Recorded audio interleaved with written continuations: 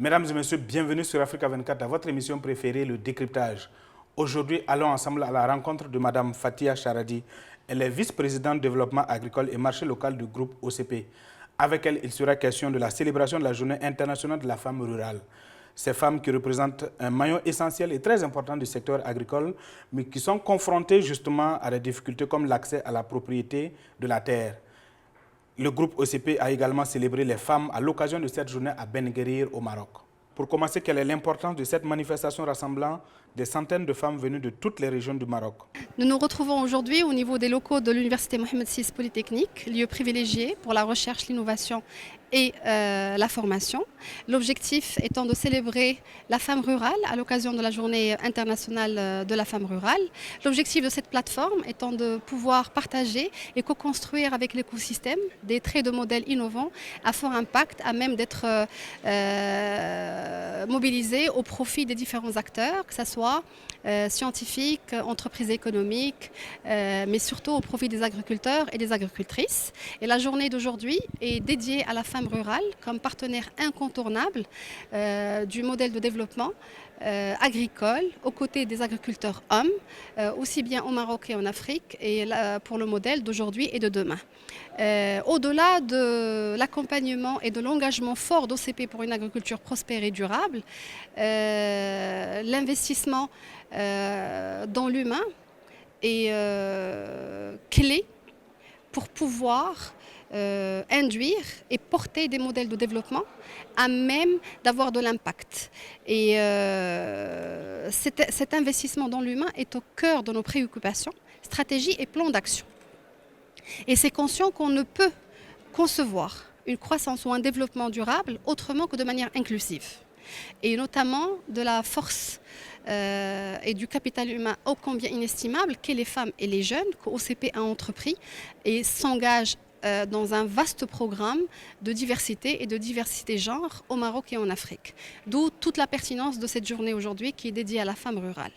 Le programme El Moutmir, au féminin, El Moutmir est un programme de renforcement de capacité qui a pour mission de contribuer à l'accompagnement de ces femmes actives dans le milieu rural vers une posture de changement, en valorisant leur activité, en développant leurs capacités techniques, agricoles et entrepreneuriales, individuelles et collectives, et en favorisant leur mise en réseau pour pouvoir réaliser des actions communes et plus impactantes. Concrètement, quelles sont les actions que vous allez initier pour aider ces femmes à régler justement ces inégalités sociales?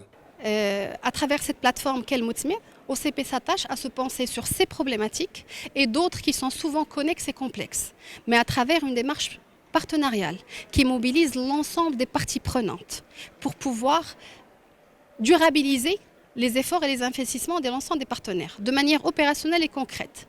Nous sommes fortement mobilisés sur le terrain pour le renforcement de capacités techniques et pour soutenir cette organisation pour pouvoir avoir une meilleure commercialisation, et on voudrait sortir de la subsidiarité, on voudrait sortir de l'agriculture de subsistance, c'est-à-dire qu'on n'a pas une petite coopérative qui fait un peu de conditionnement et ça lui génère un peu d'argent qui lui permet de un peu vivre.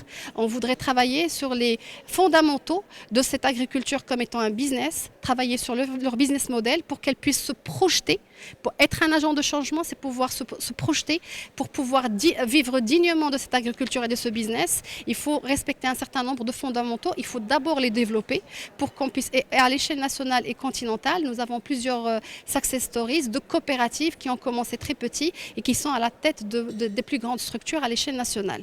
Donc pour revenir à votre question, nous agissons sur le volet développement et renforcement de capacité, et nous profitons de ce type de plateforme pour pouvoir inviter les autres partenaires, parties prenantes, qui sont aussi fortement engagés sur le terrain, que ce soit pour le financement, comme vous l'avez vu aujourd'hui, ou les droits de la femme ou d'autres institutions. On sait que l'accès à la terre est très difficile pour les femmes. Ne faudrait-il pas impliquer les hommes afin qu'ils puissent céder des terres aux femmes et leur accorder la place qui leur revient? Comme vous avez vu aujourd'hui, le programme El Moutmir est porté par des hommes et des femmes. Et la cause de la femme est portée heureusement par des hommes et des femmes qui sont sensibles au potentiel que pourrait apporter l'équité dans dans ce domaine-là. Donc les hommes sont partie prenante et nous avons besoin autant des hommes que des femmes. Donc l'idée n'est pas d'exclure ou de proposer la posture d'une femme au détriment d'un homme, mais l'idée est de pouvoir travailler sur cette complémentarité. Et quand on travaille dans les régions avec les femmes, c'est avec l'accord de leurs époux. Et leurs époux font aussi partie du programme. Mais ce n'est que le début d'une longue aventure que nous espérons prospère. Pensez-vous élargir à terme cette plateforme dénommée El Moutmir au niveau des femmes africaines des autres pays? El Moutmir est un programme africain et le Maroc n'est qu'un premier pilote où nous essayons de fine-tuner et d'adapter un certain nombre de dispositifs. D'ailleurs, OCP est fortement engagé en Afrique à travers plusieurs initiatives diversité qui rentrent dans le même programme et peut-être que nous gagnerons à communiquer davantage dessus. Mais l'ensemble des initiatives qui sont portées à l'échelle nationale ont pour vocation d'être adaptées et portées par plusieurs partenaires et notre filiale en Afrique, mais aussi l'apprentissage dans l'autre sens. Il y a plusieurs success stories, comme l'a dit la patronne Madame la directrice générale adjointe de l'ANADER ce matin, des initiatives extrêmement intéressantes et inspirantes qui permettent de dupliquer le modèle à l'échelle nationale aussi. Et pour terminer, quel message voulez-vous qu'on retienne par rapport à l'initiative El Moutmir?